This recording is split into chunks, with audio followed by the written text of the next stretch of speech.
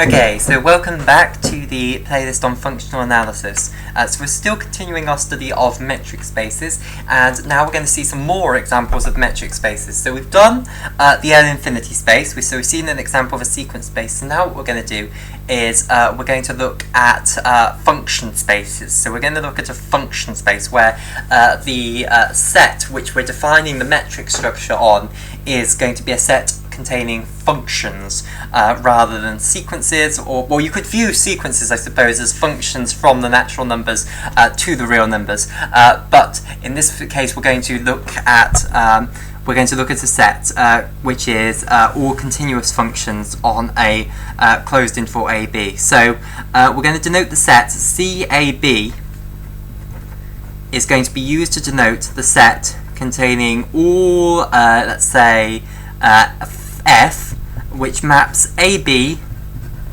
onto the real line, oh dear, what have I done there, onto the real line, such that F is continuous. Now we have a lot of very nice theorems from real analysis about continuous functions that are like this.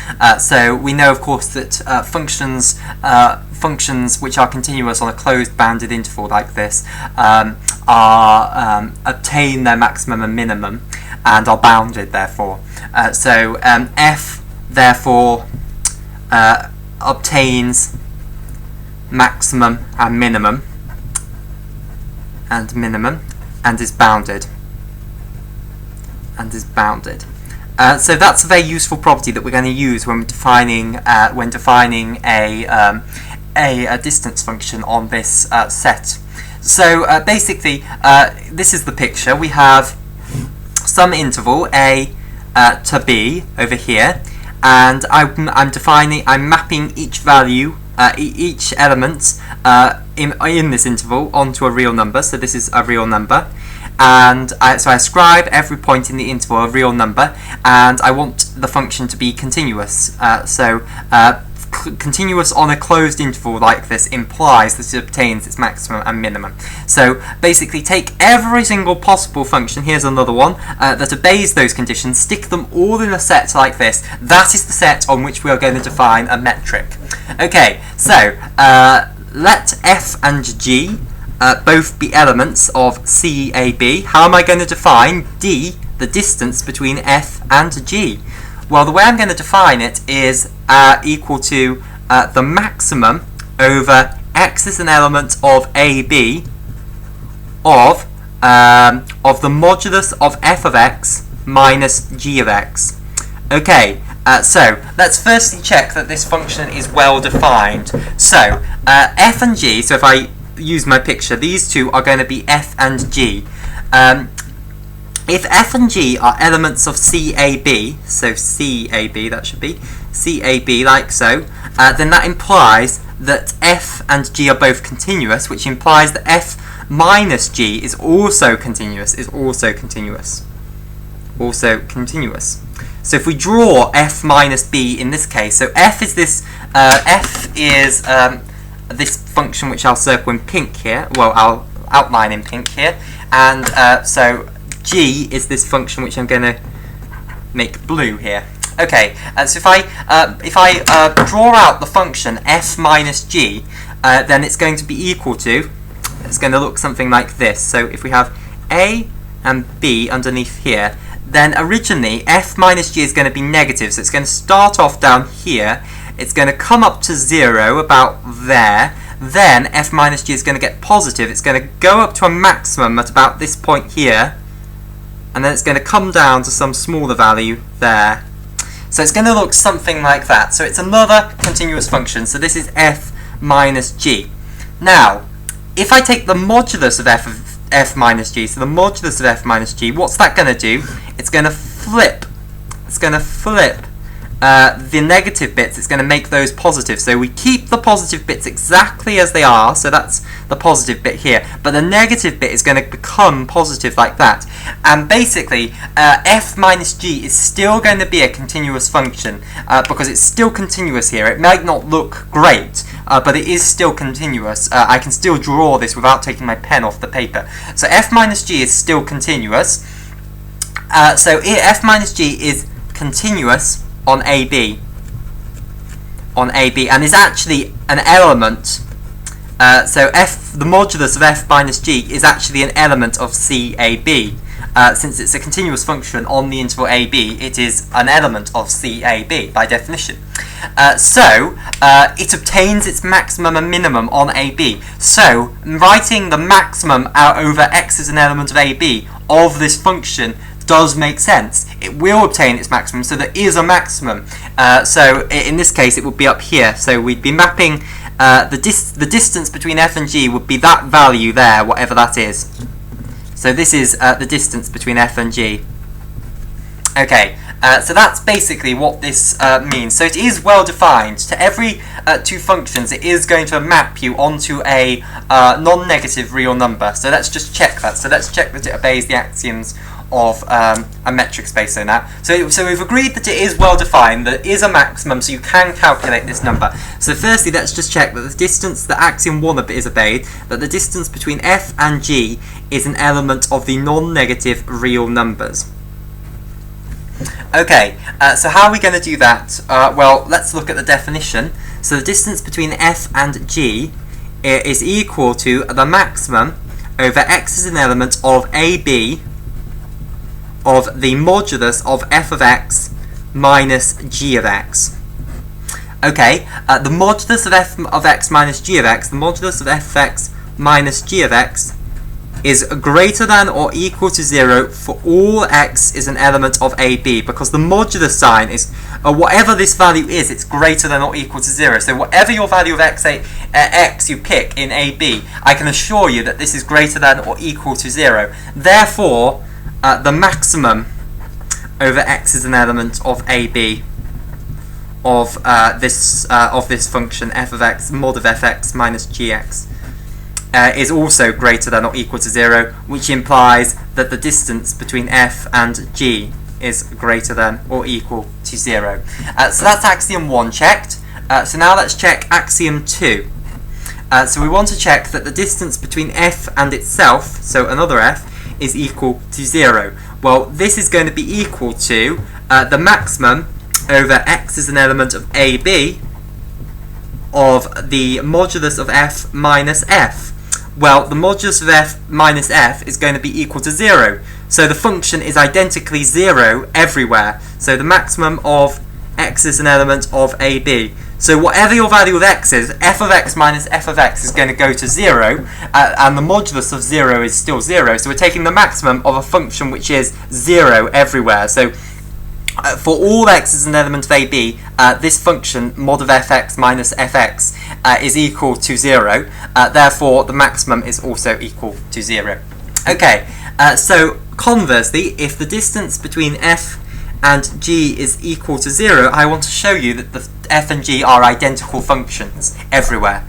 So that implies that the maximum of x is an element over x is an element of AB of f of x minus g of x is equal to 0. Okay, so that implies since f of x minus g of x is greater than or equal to 0 for all x is an element of AB, if the maximum of this entire set, so if you, what this really says is the maximum of the set of f of x minus g of x where x is an element of AB. Now, if the maximum of that set is equal to 0, then that implies that these have to all be 0, because they are either greater than 0 or they are equal to 0. If one was greater than 0, then the maximum would be greater than 0. Therefore, it implies that f of x minus g of x must be equal to 0 for all x is an element of AB.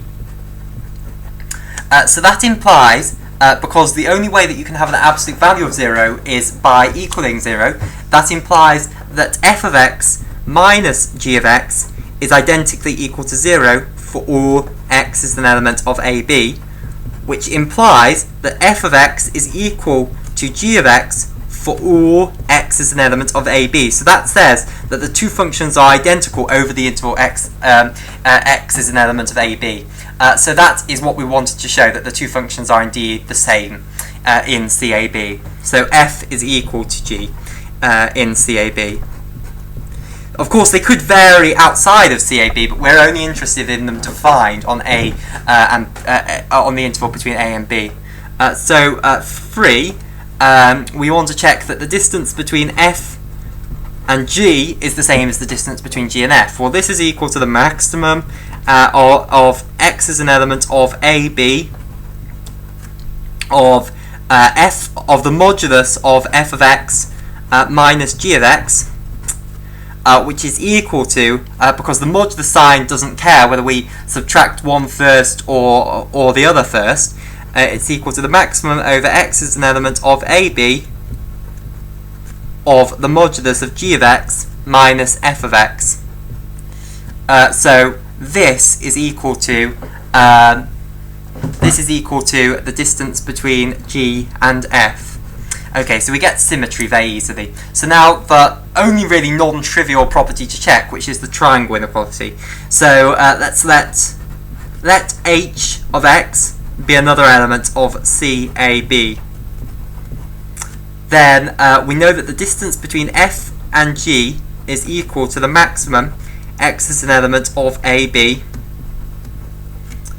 f of x, mod of fx minus g of x. And we apply the same trick again, so you should be getting bored of this trick by now. I certainly am. It's the maximum x is an element of AB. So basically, in maths, whenever you've got a formula like this and you want to involve something new, the way of doing it is by adding it in and then subtracting it out again. So minus hx plus hx minus g of x. So okay, so now what we get is we need some more paper. Okay, so we get, we know of course the inequality that f of x minus h of x plus h of x minus g of x. We know that this is less than or equal to f of x minus h of x plus h of x minus g of x. So again, if we look at the maximum over all values of x, and that just follows again, as I've said in previous videos, it follows from the fact that a plus b is the mod of a plus b is less than or equal to the mod of a plus the mod of b. So we're just viewing f of x minus h of x as our a, and we're viewing h of x minus g of x as our b. So the maximum of x is over x is an element of ab of f of x minus h of x plus h of x minus g of x is less than or equal to the maximum over x as an element of AB of mod of f of x minus h of x plus mod of h of x minus g of x. And basically, the maximum like this distributes over addition. So this is equal to the maximum over x as an element of AB of the modulus of f of x minus h of x plus the maximum over x as an element of AB of the modulus of h of x minus g of x. Okay, so then what we say is get rid of these h's now. This is the distance between f and g, and this is the distance between f and h, and this is the distance between h and g. So what we end up with is that the distance between f and g is less than or equal to the distance between f and h plus the distance between h and g, which is exactly what we wanted to show for the triangle inequality to be true. So there we get the triangle inequality does indeed hold for the function space CAB with the metric defined on its as being the maximum over x as an element of AB of mod of fx minus gx.